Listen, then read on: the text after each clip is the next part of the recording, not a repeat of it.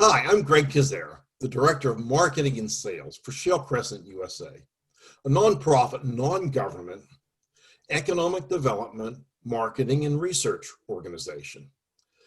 Before the pandemic, Americans realized that they were getting a lot of products from places like China. What they didn't realize is how essential many of those products are.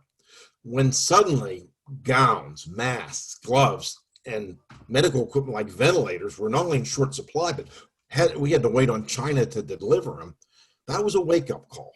Shale Crescent USA put out a message to our media contacts that did the pandemic prove that made in the USA is a must for our economy? And we've been on over 50 shows, coast to coast, and almost half of those are nationally syndicated shows. And what we learned was Americans, no matter where they live, no matter what their political persuasion, want manufacturing and the jobs that go with it to come back to the United States. What you're going to hear now from Joe Eddy, retired CEO of Eagle Manufacturing, and Jerry James, president of Artex Oil, is how that can happen and why it can happen. Joe? Thank you, Greg. Can we move to the next slide? I think it's important, as Greg noted, we're in changing times right now. We have a great opportunity, and we think we have the solution, one of the great solutions to bringing jobs back, and also not only the jobs, but the corporations that come and take advantage of this solution to have a great opportunity for the next 50 years to be very profitable. What we're going to talk about today, very briefly, I might say, is the return of U.S. manufacturing, the U.S. manufacturing advantage, the good reason why, and how we all together can maximize this manufacturing advantage into the future. So let's go to the next slide. Setting this up historically, there's always been a great interdependency in this on U.S. manufacturing and U.S. natural gas and oil production growth. As one grows, it supports the other's growth. If you look at this slide after World War II, starting in 1946, the blue line indicates combined oil and natural gas production in the U.S. You can see the great growth after World War II up into the mid 70s. With that, you see a major growth of U.S. manufacturing jobs, peaking in the early 80s at about 20 million jobs. As oil and gas settled in and started its leveling and a little bit of decline, you see some of the U.S. manufacturing jobs, the industrial sectors of the country settled in, no more job growth. And then we see in 2001, with China's entry into the World Trade Organization, a major reduction, 5 to 6 million U.S. manufacturing jobs reduced, up until with the historic norm of increased oil and gas production, with the shale development in the United States, 2010 forward for the last 10 years, you can see the major increase in oil and gas production, large part, one of the largest parts, especially for natural gas here in the Shale Crescent region. Also, the increase of 1.4 million new manufacturing jobs in the country. So again, hand in hand, oil and natural gas and manufacturing. So that supports the solution. Let's look at the next curve. One of the other things that has changed tremendously with this major growth in oil and natural gas production in the US and all of the things that go with that, 20 years ago, the concept that China was the lowest cost place in the world to do manufacturing is no longer valid now. With double-digit growth annually for the labor rates in China over the last 20 years, their labor rates are no longer an advantage, a major advantage.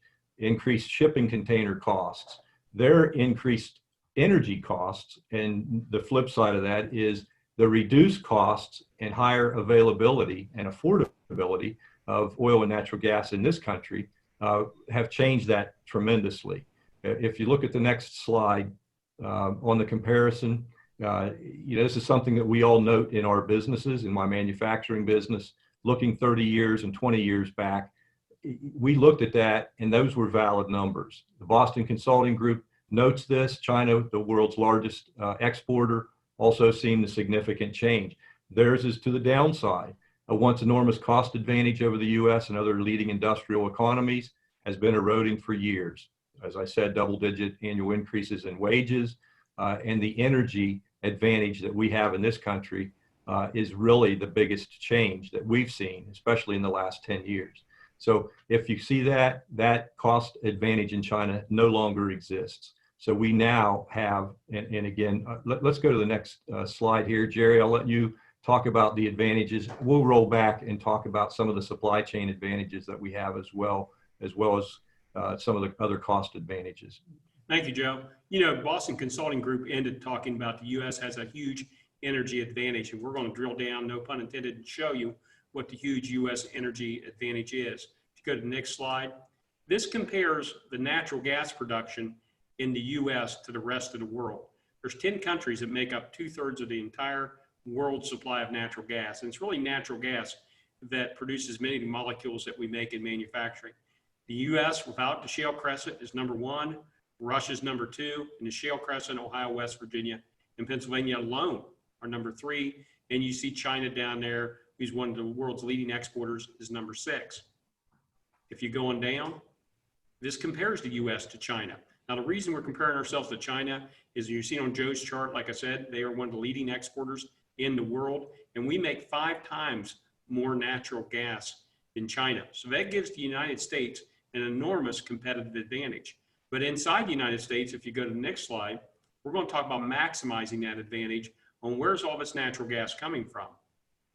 If you look at this, Texas is the yellow bar. That's the number 1 producer of oil and natural gas in the United States. What many people don't realize, the Shale Crescent of Ohio, West Virginia, and Pennsylvania, even though we're only half the land mass of Texas, we produce almost 1/3 more natural gas than Texas. The shale drilling has dramatically shifted wherever natural gas is produced in the United States, as we'll see on the next chart. What you see is from 2010 to 2020, virtually all the growth in natural gas is the red area. That's the Shale Crescent. If you look at IHS's projections from 2020 to 2040, the majority of the growth during that time period is also going to be from the Shale Crescent. So there's a huge economic advantage of building on top of the resource, and I'll pass it back to Joe, and he's going to talk about the advantage of building in the center of your customers. Jerry, I can't say it any better than that. Building on top of your raw materials and a low energy cost resource, and right in the middle of your customers, especially for some of the top 2 plastics components in our studies that we've completed by IHS Markets. 70% of polyethylene and 77% of polypropylene demand is within a 1 day's drive of the center of Shale Crescent, USA. Let's move to the next slide. What does that mean?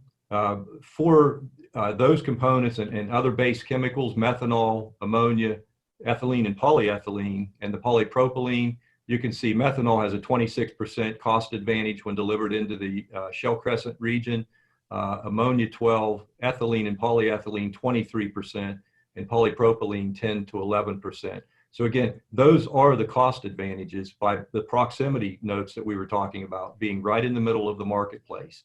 I think actually some of those costs are even more considerate when you take into account working capital costs for having raw materials deliverable within a day instead of within 30 to 45 days. A lot of other transportation costs and things. So with that, we'll move to the next slide. The major thing in today's world, this is an environmentally friendly solution, and that is that reduced emissions from shipping either across country or across the oceans. Major reduced emissions by reducing your transportation mileage. And that we can talk a lot more about. I'd like to go and let Greg summarize this. To summarize, Shale Crescent USA, our region has abundant energy, shorter supply chains, water transportation, skilled workforce, predictable weather, no hurricanes, reduced emissions, and we're located in the middle of the largest economy in the world. We're having a special breakout session on October 22nd at 12:45. We're going to share our proprietary research on why it's more profitable to manufacture in the Shale Crescent USA region. We really would like to talk to you. Thank you.